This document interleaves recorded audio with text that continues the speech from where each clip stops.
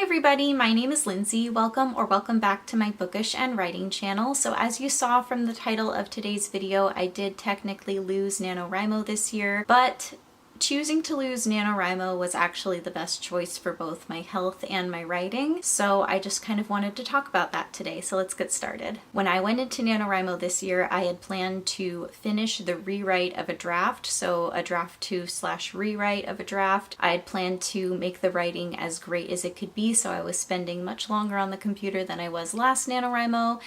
And what happened was I was just about around the 20,000 word mark in the middle of the month in November when I started experiencing some pretty severe tendon pain in my arms and my collarbone.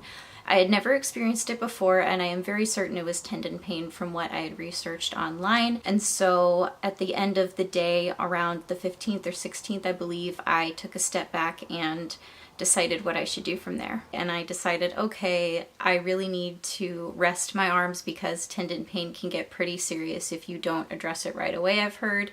So I decided to take a break for 3 days and not do any typing at the computer at all, which was very, very beneficial for my tendon pain. And I used a lot of rice packs to heat the areas as well, which helped a lot. But what did that mean for my NaNoWriMo challenge? I decided that 3 days of no writing would put me at nearly 10,000 words behind in the challenge. And if I wanted to win the challenge, that meant that after those 3 days, I would really have to buckle down and write on my computer. And if I wanted to do what I had originally planned and make the writing good for my rewrite, then everything I had done for my tendon pain would be for naught, and I would definitely have made my tendon pain a lot more severe. I decided that for my health and for my writing, it was best for me to step away from NaNoWriMo. This was definitely the best decision for my health. My arms and my collarbone feel so much better than they did 3 weeks ago, and this decision ended up being so good for my writing as well. So previously, before November, my goal was to finish my rewrite of Meridian's Cat by using the NaNoWriMo challenge, but now I've decided I need a little bit more time than that to really make the writing shine, which is what I really want to do with this rewrite. I would rather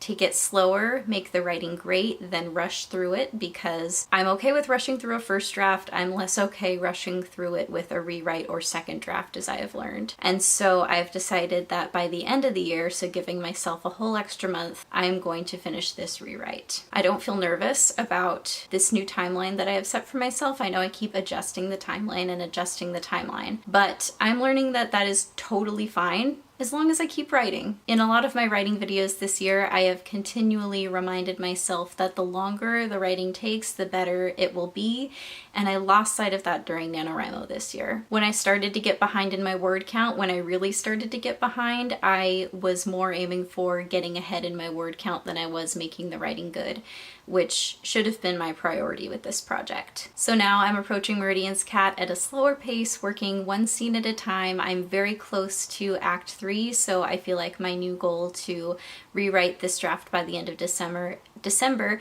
is very achievable. I am approaching this project at my own pace now, which feels so good. I've decided that if I decide to do NaNoWriMo again, it will be for first drafts and first drafts only. It worked really well for me last year when I rushed through a first draft within 1 month, and so if I decide to do it again, first draft. So me saying if I decide to do NaNoWriMo again brings me to the point in this video where I wanted to talk about something that happened with the NaNoWriMo organization. Because I have been so publicly participating in NaNoWriMo on my channel, I felt like it was important for me to also address what had happened. So for those of you who don't know, the NaNoWriMo Board of Directors sent out an email last month.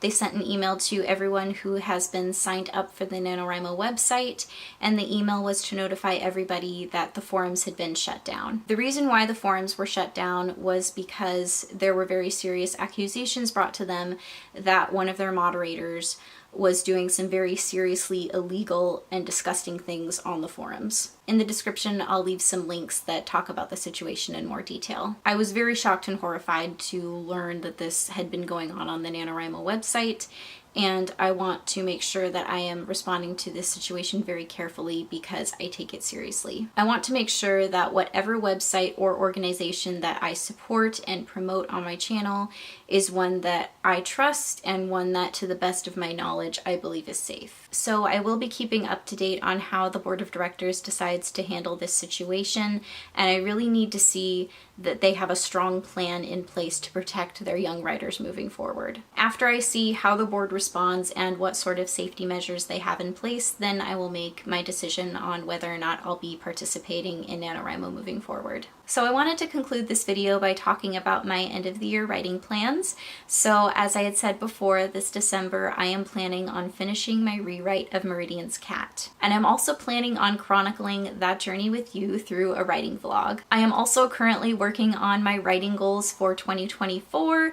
So I am making a list of writing goals that don't feel too over-ambitious or at all over-ambitious, that feel achievable yet challenging, yet fits in with my writing routine and writing style and what I want to achieve within 1 year.